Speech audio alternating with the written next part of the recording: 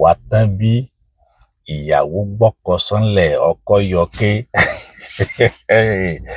Olódùmarè o, ọba jídára, ẹ tí rí nǹkan kan, ẹ tí rí kíni o, ẹ ò tí rí nǹkan kan. Gbogbo àwọn ọmọ Ọ̀yọ́ wọ́n ti bẹ̀rẹ̀ sí ní sọ̀rọ̀. Mo rò pé èèyàn wa tí ẹ ń follow program mi, tẹ́ bá wo program tí mo ṣe last, mo ní lérí ìpàdé àwọn ìgbìmọ̀ lọ́balọ́ba tó wáyé ní ìlú Èkó. Mo ní àwọn ẹgbẹ́ kan táwọn sí Àlàáfin Ọ̀yọ́ in diaspora. Wọ́n fẹ́ pe àwọn ìgbìmọ̀ tí ó ṣe agbátẹrù ètò yẹn, wọ́n fẹ́ pè wọ́n lẹ́jọ́ gẹ́gẹ́ bí lẹ́tà tí wọ́n kọ sí àwọn Senate wípé kí wọ́n withdraw Ọọ̀ni of Ifẹ̀ gẹ́gẹ́ bí co-chairman olórí àwọn lọ́balọ́ba orílẹ̀-èdè Nàìjíríà.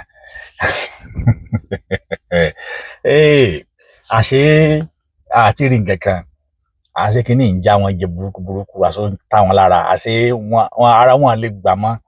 Speaker wọn wá jáde, speaker gbogbo ọmọ Ọ̀yọ́ pápátá in the both home in diaspora, brother mi Almaroof Ààrẹ.